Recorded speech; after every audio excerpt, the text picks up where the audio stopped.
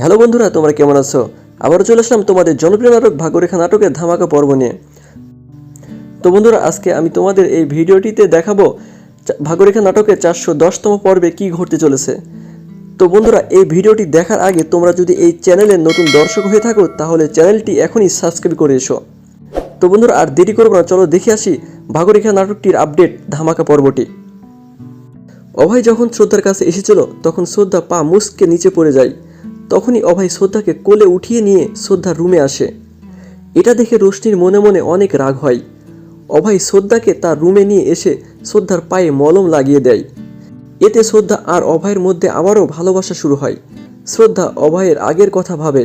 অভয় যখন শ্রদ্ধাকে মলম লাগিয়ে দিচ্ছিল তখন রোশনি শ্রদ্ধার রুমের দরজার কাছে দাঁড়িয়ে সব কিছু দেখছিল আর অনেক রাগ করছিল।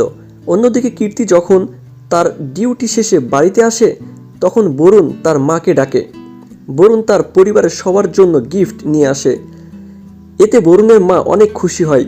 বরুণ সবার আগে কীর্তির জন্য যেই গিফট নিয়ে আসে সেটা বের করে।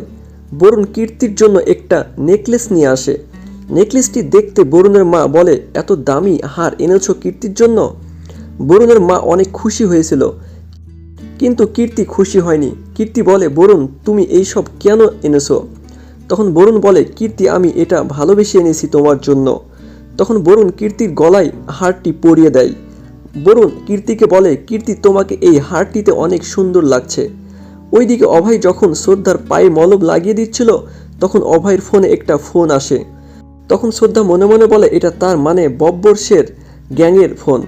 অভয় ফোনটি না ধরে ফোনটি কেটে দেয় আর শ্রদ্ধাকে বলে, শ্রদ্ধা আমার একটা জরুরি ফোন এসেছে, আমি বাইরে যাচ্ছি, তুমি বিশ্রাম নাও। অভয় যখন চলে যেতে লাগে তখনই আবার শ্রদ্ধা ইচ্ছে করে বিছানা থেকে নিচে পড়ে যায় আর অভয় আবারও দৌড়ে এসে শ্রদ্ধার কাছে। অভয় শ্রদ্ধাকে বলে, তুমি একটু সময় বসে আরাম করতে পারো না? তোমাকে নিষেধ করার পরেও তুমি আবারও নিচে নেমেছ। তখন শ্রদ্ধা অভয়ের সাথে অভিনয় করে। অভয় শ্রদ্ধাকে আবারও কোলে তুলে নিয়ে বিছানায় শুইয়ে দেয়। অভয় শ্রদ্ধাকে বলে, তোমার কাছে থেকে আমার সময় নষ্ট হচ্ছে শ্রদ্ধা। এইসব কথা বলতেই আবারও অভয়ের ফোনে ফোন আসে।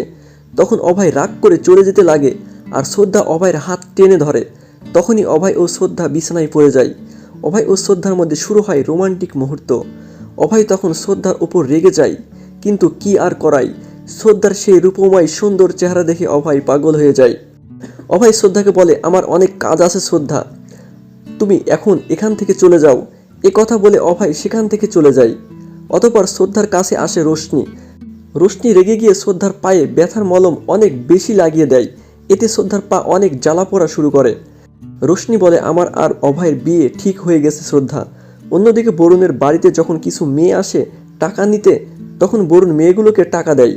মেয়েগুলো টাকা নিয়ে সেখান থেকে চলে যায়। মেয়েগুলো যখন কীর্তিকে নিয়ে আজে বাজে কথা বলে তখন সেখানে আসে শ্রদ্ধা।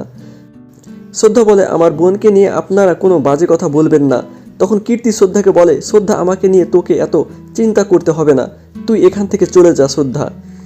শ্রদ্ধা যখন মন খারাপ করে বসেছিল তখন ঋতু এসে বলে, শ্রদ্ধা তোমার কি হয়েছে? তুমি মন খারাপ করে বসে আসো কেন? তুমি কীর্তিকে নিয়ে অনেক চিন্তা করছো তাই না শ্রদ্ধা? সবাই যখন খেতে বসেছিল তখন রোশনি ও কুণাল মনে মনে হাসছিল, কারণ কুণাল শ্রদ্ধার খাবারে কিছু মিশিয়ে দিয়েছিল শ্রদ্ধাকে মারার জন্য। শ্রদ্ধা খাবার খাওয়ার পরে তার রুমে আসে এবং মাথা ঘুরে পড়ে যায়। শ্রদ্ধা যখন মাথা ঘুরে পড়ে গিয়েছিল মেঝেতে তখন কুণাল ও রোশনি আসে শ্রদ্ধার রুমে। শ্রদ্ধার রুমে এসে রোশনি কুণালকে বলে, কুণাল তুমি কোনো চিন্তা করো না, আমি শ্রদ্ধাকে এমন জায়গায় রাখবো যে কেউ খুঁজেও পাবে না। একথা বলে রোশনি ও কুণাল শ্রদ্ধাকে সেন্টা ক্লজের পোশাক পরিয়ে নিয়ে যায় বব্বরশের গ্যাংয়ের কাছে। শ্রদ্ধাকে একটা রুমের মধ্যে বেঁধে রাখে। অভয় সেখানে ছিল, কিন্তু শ্রদ্ধাকে চিনতে পারেনি অভয়।